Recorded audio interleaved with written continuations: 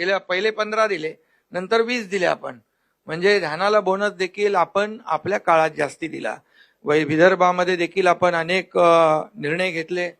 मुख्यमंत्री स्वतः इकडचे असल्यामुळे अनेक निर्णय आपण पाण्याचे घेतले, सिंचनाचे घेतले, वैनगंगा, नळगंगा, गोसेखुर्द, ते पर्यटनाचा जो आपलं बॅकवॉटर आहे त्याच्यावर आपण हे केलं. सुरजागडमध्ये आपण प्रकल्प सुरू केले मोठ्या प्रमाणावर. त्याच्यात मी डिटेलमध्ये जात नाही, परंतु आम्हाला अभिमान आहे की आम्ही जे काम केलं विदर्भासाठी, फक्त विदर्भामध्ये खरं म्हणजे औपचारिकता म्हणून अधिवेशन नाही आहे, तर विदर्भामध्ये आल्यानंतर या नागपूरमध्ये जे अधिवेशन आहे त्याची फलश्रुती झाली पाहिजे. आणि गेल्या 2.5 वर्षामध्ये देखील आम्ही अनेक निर्णय घेतले या विदर्भासाठी, याचा देखील आनंद आणि समाधान आहे. आणि म्हणून मी आपल्याला एवढंच सांगतो की आमच्या महायुतीच्या काळामध्ये मराठी भाषेला अभिजात भाषेचा दर्जा देवेंद्रजींनी स्वतः त्याचा पाठपुरावा देखील केला आणि आदरणीय प्रधानमंत्री महोदयांनी तो देखील निर्णय घेतला. त्यामुळे अशी अनेक कामं आहेत, किती निर्णय घेतले आपण की ते सांगायला या ठिकाणी वेळ पुरणार नाही. गेल्या 2.5 वर्षात आम्ही 86 कॅबिनेट बैठका घेतल्या, 850 निर्णय घेतले. सर्व निर्णय लोकहिताचे, जनहिताचे निर्णय आम्ही घेतले. आणि आम्ही तिघांनी मिळून जे जनतेसाठी, या महाराष्ट्रातल्या लोकांसाठी घेतले ते आपल्या सगळ्यांना माहीत आहेत. आणि म्हणून यापुढे देखील एक टीम म्हणून आम्ही काम करतोय. नक्कीच पुढचा जो काही कालावधी आहे हा सर्वसामान्य जनतेसाठी, या राज्याच्या विकासासाठी, या राज्याच्या सर्वांगीण विकासासाठी केंद्र सरकार देखील आमच्या पाठीशी उभं आहे. आणि म्हणून याचा फायदा जनतेला होईल, महाराष्ट्राला होईल. आणि जे आदरणीय प्रधानमंत्री महोदयांचं $5 ट्रिलियन जे हे आपलं स्वप्न आहे, त्याच्यामध्ये आमचं जे $1 ट्रिलियन जे स्वप्न आहे, जो गोल आहे, तो मला वाटतं आम्ही अचीव करू. त्याच्यापेक्षा जास्ती पुढे जाऊन अचीव करू, एवढंच या प्रसंगी आपल्याला सांगतो. आणि आम्ही दिलेला शब्द पाळणारे आहोत आणि त्यामुळेच लोकांनी आमच्यावर विश्वास ठेवलेला आहे. आणि म्हणून सगळ्यांना पुन्हा एकदा शुभेच्छा. मुख्यमंत्री महोदय.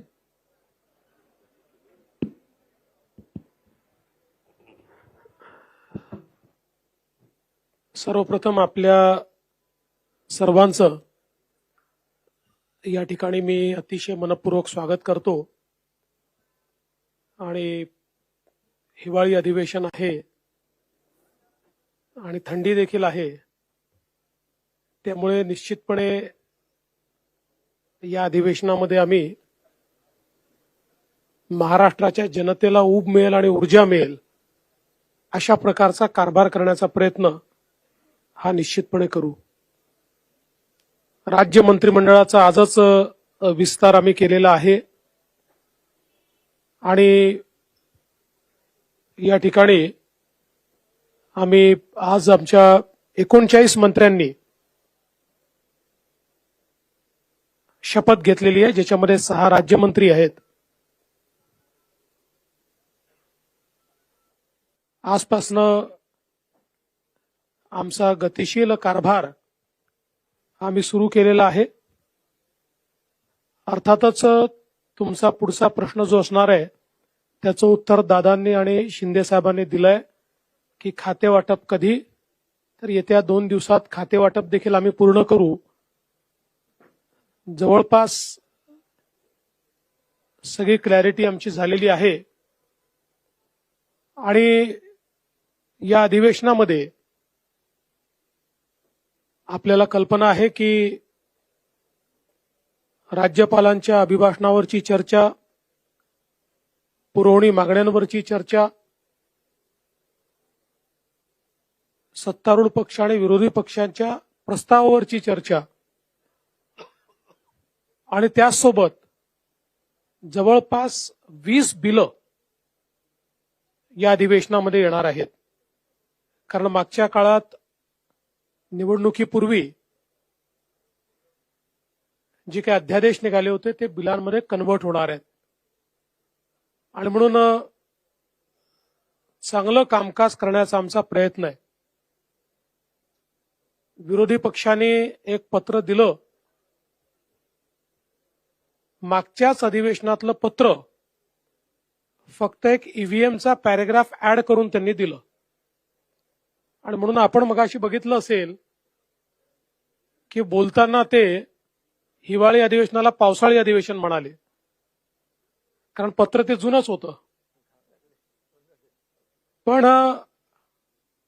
मला असं वाटतं की जे काही मुद्दे त्यांनी उपस्थित केलेले आहेत पत्रामध्ये, त्याची उत्तरं वारंवार आम्ही दिलेली आहेत आणि ते जेवढे वेळा उपस्थित करतील तेवढे वेळा त्या प्रश्नांची उत्तरं ही निश्चितपणे आम्ही देऊ. महाराष्ट्रामध्ये एक गतिशील सरकार आणायचं आमचा प्रयत्न आहे.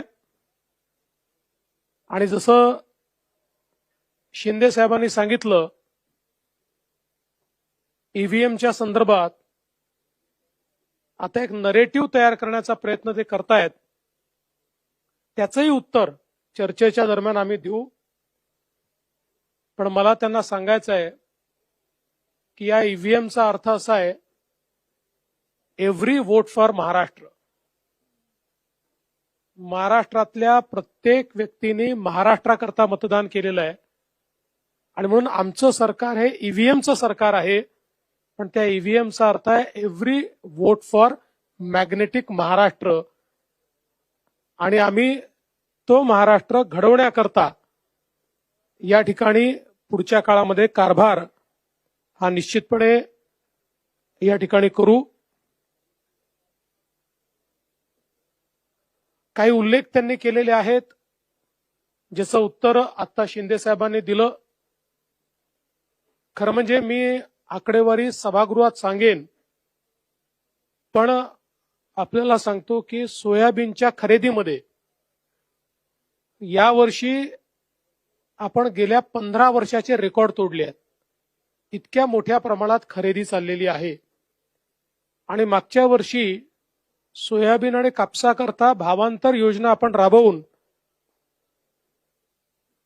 हमी भावापेक्षा जो काही मार्केट रेट कमी होता त्याचे पैसे दिले, ते शेतकऱ्यांच्या खात्यामध्ये पोचले देखील.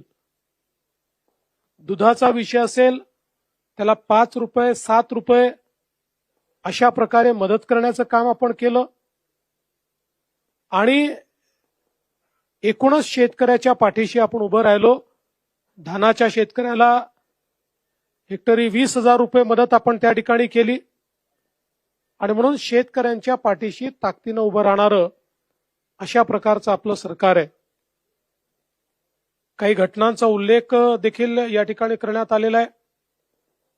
परभणीची जी घटना आहे त्या घटनेमध्ये एका मनोरुग्णाने ज्या प्रकारे भारताच्या संविधानाचा अपमान केला, त्या मनोरुग्णाला अटक देखील करण्यात आली. दुर्दैवाने त्याच्यानंतर एक उद्रेक देखील झाला. मला या निमित्ताने ही विनंती करायची आहे की अशा प्रकारे एखाद्या मनोरुग्णाच्या कृत्यावर असंवैधानिक पद्धतीनं उद्रेक करणं हे योग्य नाहीये. ते बाबासाहेबांना देखील कधीच मंजूर झालं नसतं. मात्र जी घटना घडली ती घडून चुकली आहे. मी एवढंच सांगतो, हे सरकार संविधानाचा सर्वोच्च सन्मान करणारं सरकार आहे. कुठल्याही परिस्थितीमध्ये तसूभरही संविधानापेक्षा वेगळं काम हे सरकार करणार नाही. आम्ही सगळ्यांनी ज्या संविधानाची शपथ घेतली आहे त्या शपथेप्रमाणेच हे सरकार काम करेल, संविधानाचा गौरव करेल, हा विश्वास या निमित्ताने मी देतो. बीड जिल्ह्यातली जी काही घटना आहे, अतिशय निघृण अशा प्रकारची जी काही सरपंचाची हत्या त्या ठिकाणी झालेली आहे, त्या संदर्भात काही लोकांवर कारवाई केली आहे. काहींना सस्पेंड केलाय, काहींना घरी पाठवलाय. 3 आरोपी सापडले आहेत. 4 आरोपी अजून आपण शोधतो आहोत. लवकरच ते सापडतील. केस सीआयडीला दिली आहे. स्पेशल एसआयटी कॉन्स्टिट्यूट करून या केसच्या संदर्भातली सगळी चौकशी आम्ही करणार आहोत आणि कुठल्याही परिस्थितीमध्ये आरोपी कोणीही असो, कोणीही कुठल्याच आरोपीला या ठिकाणी सोडलं जाणार नाही. अशा प्रकारच्या घटना या महाराष्ट्रामध्ये गांभीर्यानेच घेतल्या जातात आणि गांभीर्यानेच घेतल्या जातील. त्यामुळे एसआयटीच्या माध्यमातून सगळे धागेदोरे शोधून काढण्याचं काम हे निश्चितपणे या ठिकाणी आपण करू. खरं म्हणजे 3-4 विषय विरोधकांनी उपस्थित केलेले आहेत. त्या विषयांवर सविस्तर उत्तर हे सभागृहामध्ये आम्ही निश्चितपणे देऊ. मी आज एवढंच सांगतो की ज्याचा उल्लेख आमच्या दोन्ही सन्माननीय उपमुख्यमंत्र्यांनी केला आहे, आमची सगळ्या प्रकारच्या चर्चेची तयारी आहे. विरोधी पक्षाने चर्चा करावी, कुठेही त्यांचा आवाज आम्ही दाबणार नाही, कुठेही आम्ही चर्चेपासून मागे हटणार नाही. फक्त अपेक्षा एवढीच आहे की लोकसभेप्रमाणे चर्चा न करता पळ काढायचा आणि मीडियासमोर केवळ बोलायचं, हे मात्र योग्य आहे असं मला वाटत नाही. उलट हे लोकशाही विरोधी आहे. सभागृहात बोलून मीडियात कव्हर झालं तर ती खरी लोकशाही आहे. पण सभागृहात बोलायचंच नाही आणि मीडियासमोर जाऊन बोलायचं, अशा प्रकारची लोकशाही ते जर चालवणार असतील तर त्यांचा लोकशाहीवर विश्वास नाही असंच आपल्याला म्हणावं लागेल. बाकी सगळ्या प्रश्नांची उत्तरं योग्य प्रकारे आम्ही देऊ, हा विश्वास मी विरोधकांना देखील या ठिकाणी देतो. आणि महाराष्ट्रामध्ये सामान्य माणसाला आणि विशेषतः विदर्भात हे अधिवेशन चालू असल्यामुळे विदर्भाच्या जनतेला देखील जो जास्तीत जास्त दिलासा देण्याचा प्रयत्न करता येईल तो करण्याचा प्रयत्न आम्ही सगळे मिळून करू, एवढाच विश्वास या निमित्ताने मी देतो. आणि विरोधकांना आवाहन करतो की त्यांनी चांगल्या प्रकारची चर्चा सभागृहामध्ये करावी.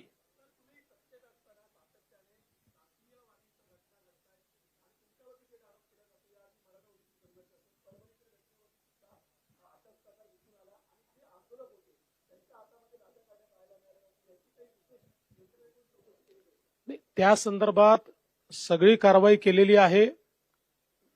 आम्ही पोलिसांना हे सांगितलेलं आहे की आकस बुद्धीने कारवाई करू नका, कोम्बिंग ऑपरेशन वगैरे करू नका. पण जे लोक कॅमेऱ्यामध्ये लाठ्या काठ्या घेऊन तोडफोड करताना दिसतायत, दगड मारताना दिसतायत, त्यांच्यावर मात्र कडक कारवाई झाली पाहिजे, हे मी सांगितलेलं आहे.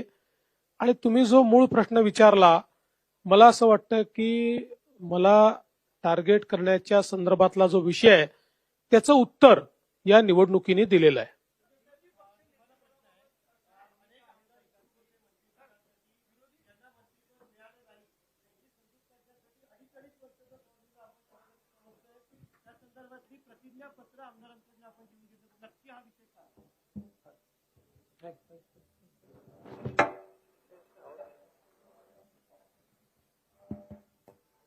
खरं म्हणजे अनेक लोक त्यांची क्षमता असते, मंत्री बनण्याची अपेक्षा असते, इच्छा असते. त्यामुळे जे काम करू शकतील, कॅपेबल आहेत, आणि कोण ज्यांना दिलं ते त्या क्षमतेचे आहेत, ज्यांना नाही दिलं ते त्या क्षमतेचे नाहीत, असं नाहीये. आणि म्हणून आम्ही एक पक्षाचा एक निर्णय घेतलाय, 2.5 वर्षाचं मंत्रीपद. जो काम करेल तो पुढे जाईल.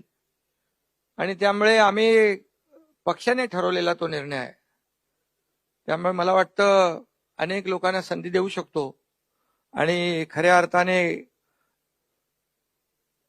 माझी भूमिका स्पष्ट आहे की जे पद, जो विभाग ज्याला मिळेल त्याला पूर्ण न्याय दिला पाहिजे.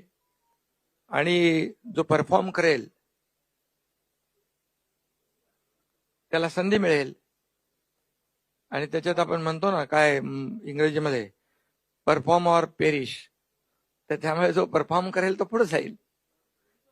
पीएम सर, माझा प्रश्न होता की विरोधी पक्षनेते पदाबाबत काय भूमिका आहे सरकारची? विरोधी पक्षनेते पदाबद्दल सरकारची भूमिका काहीच नसते. त्याचा निर्णय कायद्याने आणि नियमाने अध्यक्षांनी घ्यायचा असतो. अध्यक्ष जो निर्णय घेतील तो आम्हाला मान्य असेल. आमची कुठली अडवणूक त्यात नसेल, आमचा कुठलाही दबाव त्यात नसेल. अध्यक्षांनी उचित निर्णय करावा, आम्ही त्याचा सन्मान करू.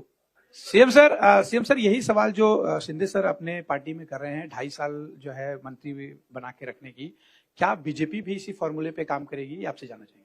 देखिए, उसमें से आधा तो हम करने वाले हैं. यानी क्या करने वाले हैं? हम परफॉर्मेंस ऑडिट ये निश्चित रूप से हर मंत्री का करेंगे. और परफॉर्मेंस ऑडिट में जहां ये ध्यान में आएगा कि मंत्री उचित काम नहीं कर रहे, उस समय उस मंत्री का पुनर्विचार किया जाएगा. हा एक मिनिट जसं देवेंद्रजी म्हणाले तसं मी 2.5 वर्ष म्हणजे 2.5 वर्ष त्यांनी काही करावं असं नाही. त्याचं पण परफॉर्मन्स ऑडिट, त्याच्या कामाचं मूल्यमापन केलं जाईल. कामाचं मूल्य मंत्र्यांचं होणार की तिन्ही म्हणजे सगळ्या मंत्र्यांचं होणार?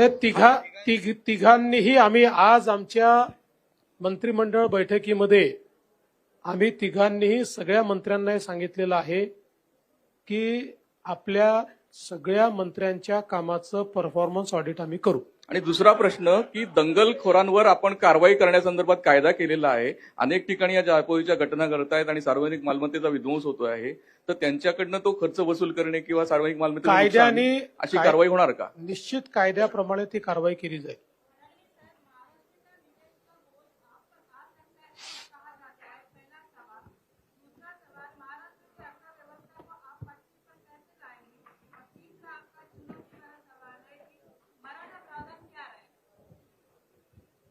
तुम्ही वाट बघा. या तिन्ही विषयांवर आम्ही योग्य कारवाई करू. महाराष्ट्राची अर्थव्यवस्था ही चांगलीच आहे. आम्ही जे काही योजना आता केलेल्या आहेत त्या योजनाचा बोजा हा निश्चितपणे अर्थव्यवस्थेवर पडेल. त्याचं योग्य मॅनेजमेंट करण्याचा प्रयत्न आमचा असणार आहे. तर आपल्या मंत्रिमंडळात साधारण 40% चेहरे हे नवीन तरुण आहेत. त्याचवेळी काही जुने जाणते आणि एक्सपिरियन्स लोकांना आपण सुट्टी केलेली आहे. त्याच्यामुळे मागे काय खास धोरण आहे का? नाही, आमचा प्रयत्न असा आहे की हे मंत्रिमंडळ एक सर्व प्रकारचा चेहरा याच्यामध्ये दिसला पाहिजे. त्या दृष्टीने काही जुने जाणते नेते आहेत, काही तरुण आहेत, महिलांना देखील आम्ही चांगल्या प्रकारे संधी दिलेली आहे. विविध समाजांना आम्ही संधी दिलेली आहे.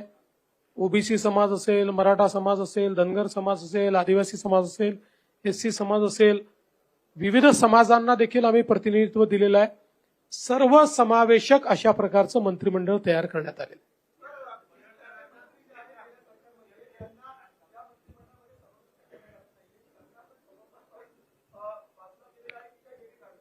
वेगवेगळी कारणं त्याच्यामध्ये आहेत.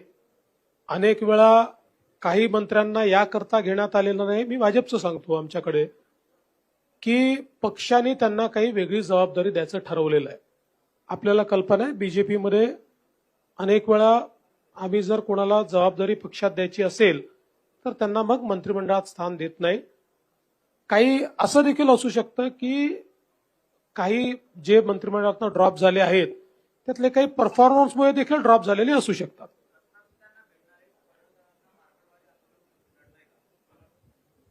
मला असं वाटत नाही. आणि शेवटी गोपीचंद पडळकर हे आत्ताच विधानसभेमध्ये निवडून आले आहेत. त्याच्या आधी ते विधान परिषदेमध्ये होते. उत्तम काम करणारे कार्यकर्ते आहेत, थोडे अग्रेसिव्ह आहेत.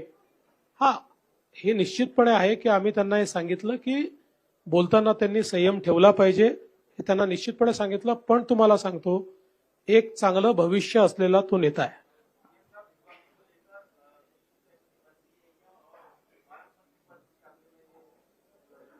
विभागों को लेकर हमारी करीब करीब सहमति बन चुकी है और इसीलिए मैंने कहा कि हम अब उसका जो बांटअप है वो अगले 1-2-3 दिन में कर देंगे. पालक मंत्री के लिए अभी तक हम बैठे नहीं है क्योंकि वो चुनौती अभी हमारे सामने नहीं है. हम अधिवेशन के आखिरी दिन बैठेंगे और पालक मंत्री का भी निर्णय कर देंगे। आपण फडणवीस साहेब आपण महत्वाची जबाबदारी त्यांच्यावर द्यायची. फडणवीस साहेब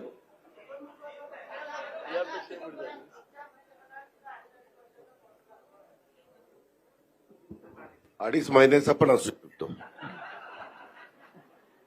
आपण लाडकी बहीण योजना राबवून सत्ता मिळाली आहे आपल्याला आणि या मंत्रिमंडळात केवळ 4च महिला आहेत, म्हणजे साधारण 10%च झाल्या आणि आपण महिलांची संख्या पुढच्या निवडणुकीत वाढवणार आहोत. तर ते त्यामागचं गणित काय? आणि दुसरं, एक जागा रिक्त आहे ती कोणासाठी? आता पर्सेंटेज मध्ये सांगायचं तर मागच्या पेक्षा 300 पट जास्त घेतल्यात आम्ही, कारण मागच्या आमच्या मंत्रिमंडळात एकच महिला होत्या.